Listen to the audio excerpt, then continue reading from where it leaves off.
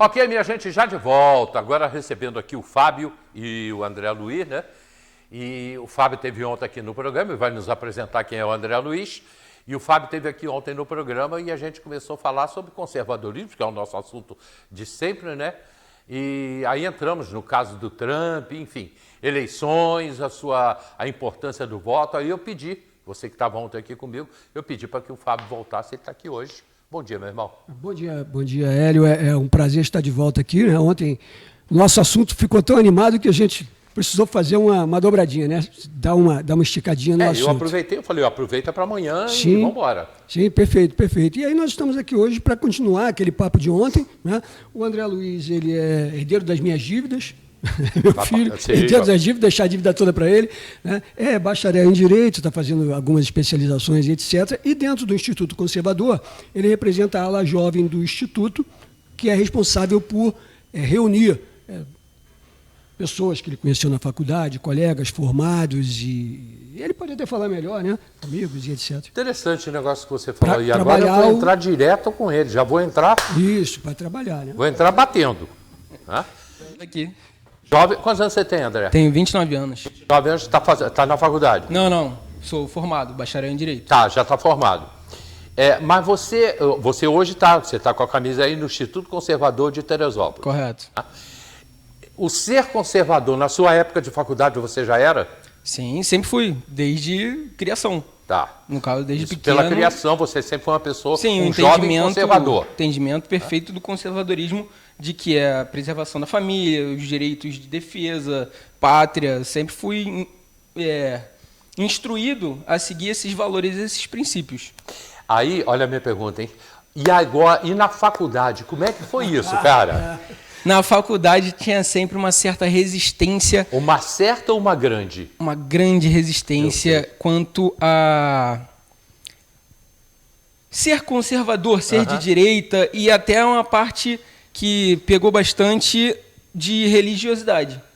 Religiosidade, às vezes, quando se falava, algumas pessoas acabavam se afastando da gente. E ainda mais com um pensamento de direita e conservador.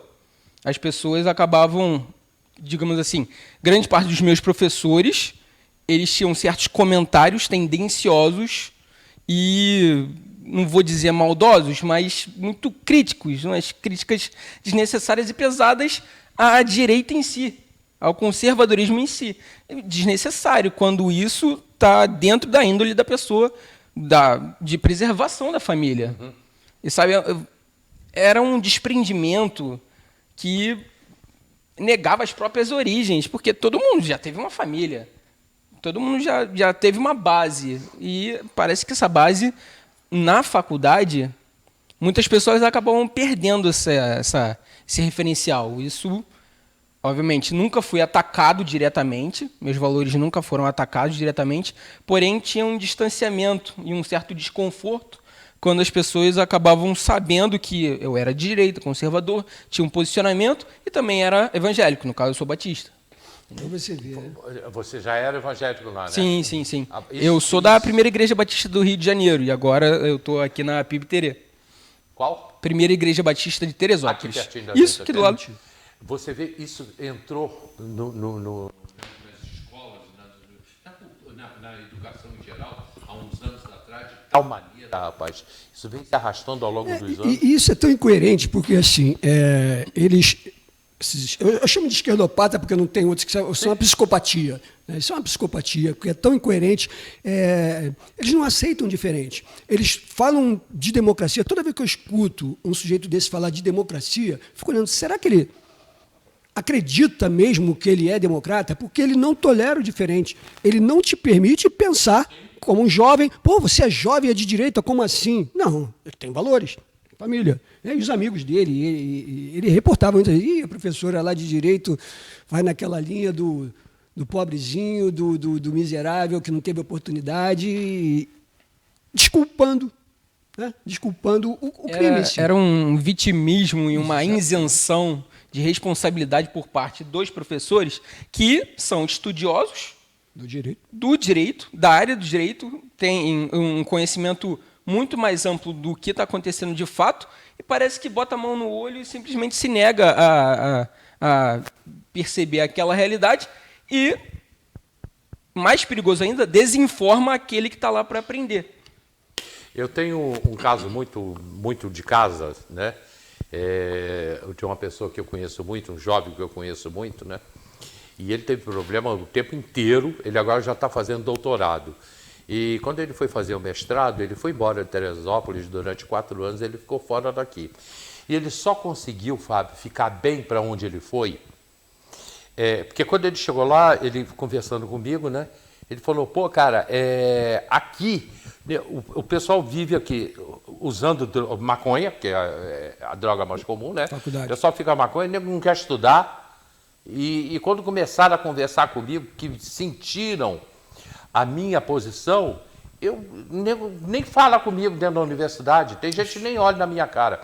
Ele só ficou bem na cidade que ele foi, aí tem tudo a ver contigo. Porque ele é demolei. Sim. Ele Também é sou. Hã? Também Você também é demolei? Ele é sênior demolei. Então depois eu falo que é. Então ele é demolei. Então quando ele chegou nessa cidade, né, ele sendo demolei, gente, é uma parte da maçonaria, vamos botar assim. Sim. Para as pessoas entenderem melhor, ser demolei é maçom. É uma ordem paramaçônica que treina, que trabalha os jovens dentro dos espíritos, dentro da doutrina maçônica. E aí, quando ele chegou lá, por ele ser demolei, os demolês de lá e a maçonaria de lá já estavam esperando. Aí o abraçaram. Sim. Aí arranjaram apartamento para ele morar, e aí quando ele saía, ele encontrava com os demolês, ia tomar chopp, ia bater papo, Sim. porque na universidade ele não conseguiu, durante 4 anos. Ele não conseguiu, tá? O Luiz Felipe Pondé, né, que é um filósofo aí daqui da atualidade, ele fala muito disso, que a academia, né, a universidade, ela é totalmente voltada para combater quem não pense dentro daquele quadradinho, né? Então, assim, ele, enquanto professor, só que aí já um cara já conceituado, então é meio difícil impedi-lo de falar o que ele quer. Mas ele diz isso muito claramente, né? Até nos projetos de pesquisa. Né? Eles tendem a empurrar o aluno para não fazer um projeto de pesquisa. Por exemplo, se você quiser fazer um projeto de pesquisa falando sobre o regime militar, sobre um aspecto positivo que impediu a ditadura comunista, você não vai conseguir. Ou os professores vão te limar. Ah, quero falar sobre o Ustra, pelo bem ou pelo mal, mas eu quero citar ele. Não vai. Agora, falar sobre sexo anal, sobre menstruação masculina, isso eles têm, teses, é uma loucura, é uma inversão de valores. Realmente... E essa guerra cultural é que os jovens, dentro do Instituto, eles vão bancar, vão reunir jovens para conversar. O caso do aborto, né? O caso do aborto. Você tem provas científicas que o feto, né, ali, quer dizer, eu nem vou usar o termo feto, vou falar o neném que está ali dentro da barriga da mãe, ele já sente, desde os primeiros momentos, ele já sente o que está acontecendo com a mãe, o que está acontecendo ao redor. Sim. Então, a partir desse momento, é uma vida. Tanto que uma alimentação negativa na gestação influencia diretamente. Por exemplo, por que grávidas não podem beber e fumar? Se não afeta diretamente o feto, qual é o problema? Não, afeta diretamente. Tudo aquilo que a mãe está realizando, o que ela sente, afeta diretamente aquela vida que percebe e sente o mundo por, obviamente, meio termo da sua mãe. Então, meu caso aqui, por exemplo, já levei muita paulada por causa disso, né? Mas também não estou preocupado, não. Já tem gente aqui participando com a gente. Legal isso. Já vou ver. Tem uma frase muito usada aí na igreja evangélica, aliás, na igreja católica também, por todo mundo. Deus tem um propósito para cada um de nós. Se eu acredito em Deus, se eu acredito em toda uma vida espiritual... Quem sou eu para negar esse propósito àquela pessoa que vai nascer? É exatamente isso. Se Deus tem um propósito para cada um de nós, aquele neném que está na barriga da mãe, Deus também tem um propósito para ele. Sim. Aí eu vou lá e tiro. Sim, a Bíblia diz, né? Eu te vi no ventre da tua mãe, eu via você e ajudei a te formar os teus ossos. Está na Bíblia. é tão incoerente, essas pessoas são tão incoerentes, o pensamento deles é tão anacrônico e não se sustenta, porque eles acreditam que uma bactéria que foi encontrada, de repente, em Marte é vida. Mas um feto de 22 semanas, né, um bebê de 22 semanas, para eles não é vida. Quer dizer, isso é um contrassenso. Da juventude, por parte da juventude, que a gente vê que essa parte de cultura abortiva é uma vertente jovem que, sabe, não quer assumir responsabilidade. Hoje em dia, os meios de sexo seguro são gigantes. Os meios anticontraceptivos, eles são amplamente divulgados. E é aquilo. Foi, até que gerou o erro. Não vou dizer que aquela vida é um erro. Mas não programada, não planejada. Uma gravidez não planejada. A gravidez indesejada que veio a acarretar séries de responsabilidades. E essa cultura abortiva está ali simplesmente para... Não tem problema, a gente resolve. Se livra desse... A gente falou da universidade, da faculdade, mas você sendo um jovem conservador, agora fazendo parte do Instituto Conservador de Teresópolis, a questão de amizade, no geral, é difícil você ser um conservador. Esquece do Demolei, né? Que Demolei aí é outro grupo, mas no geral. Até mesmo na parte do ambiente Demolei tinha certas divergências de pensamento. Eu sei. Normal, a gente tá lá para discutir e crescer como pessoa. Quanto à amizade, teve alguns afastamentos. Porém, passarinho não anda com morcego, digamos assim. Tá. O meu círculo de amizades, ele acaba sendo... Obviamente, tenho sim amigos que são de esquerda, amigos que são de diferentes religiões, porém que respeitam. Simplesmente respeitam e estão abertos ao diálogo. Se aquela pessoa vai mudar depois, se não vai mudar, se vai continuar... Não interessa. Da pessoa, ela está aberta ao diálogo. E é aquilo, pode ter divergências, mas a conversa sempre vai existir. A conversa e o principal respeito. Agora, você sabe que isso não existia há anos atrás, na minha infância, na minha juventude, até os meus, talvez 50 anos, não se falava muito disso. Eu vim eu estudava aqui no Alto, o Grupo Escolar Euclides da Cunha, que você tinha as pessoas negras, mas... Não tinha problema nenhum. A gente nem sabia, nem falava disso. Era a mesma coisa. Né? A gente sabe o que é você não ver se é preto ou se é branco? Você não via se é preto ou se é branco. Você tinha... Naquela época não se falava gay, homossexual, era viado. A cultura divisionista, ela é muito recente. Essa cultura de divisão de nós contra eles é muito recente. Então, você tinha lá os gays que tinham 1, 2, 3. Aliás, eu tive amigos a vida inteira, até morrer, dois morreram agora há pouco tempo, né? Que foram desde a minha época de colégio. E isso não era assunto, ninguém falava disso, não interessava ninguém. Isso era um problema de cada um. Agora, de uns 25 anos para cá... É um mimimi. Isso veio num crescimento enorme. Eu sempre fui magro, aí você é o caniço, o varapau, aí o outro é o quatro olhos, não sei o quê. E se você tivesse alguma diferença, tu saía na porrada com o cara e resolvia a diferença. E estava resolvido. E no outro dia estava todo mundo jogando bola junto. É aquela história também, por exemplo, de pai que briga por causa de briga de criança. Pelo amor de Deus. Né? As crianças estão brigando hoje, amanhã depois estão jogando bola juntos. Aí criaram essa divisão, como ele bem disse, né? Os nós contra eles. É preto contra branco, mulher contra homem, homossexual contra heterossexual. Então, isso, André, que você está vendo hoje, né? Dentro ainda da tua juventude, isso quando eu tinha a tua idade, e foi há muitos anos atrás, não existia isso não, cara. Hoje em dia... Não se falava disso, não era assunto. Hoje nem em se dia, pensava. Para você falar alguma coisa, não estou dizendo de questão de criticar, mas simplesmente para você manter uma conversa com qualquer pessoa, você tem que pensar muito antes de abrir a boca. Tem que pensar bastante antes de falar qualquer coisa. Né? Patrulhamento. Porque as pessoas estão sensíveis, não vou dizer que a sensibilidade é de um todo ruim, mas, sabe, é uma coisa exacerbada que impede as pessoas de se conhecerem, sabe?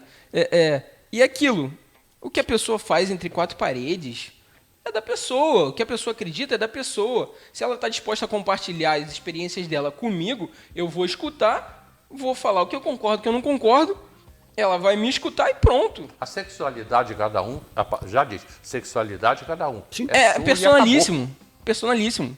No direito, a gente vê que o seu direito e o meu direito, eles andam lado a lado. Mas no momento que o seu direito ultrapassa e vem para cima do meu, você já não tem mais aquele direito. Simples. Você não pode forçar. Não pode impor nada para cima de uma pessoa. Esse Isso a gente vê que a gente no mundo quer jurídico. trazer com essa ala jovem no Instituto, né, para discutir política, trazer a política lato sensu, né, trazer esse envolvimento do jovem dentro da sociedade. Porque o jovem, ele é muito blasé, ele não...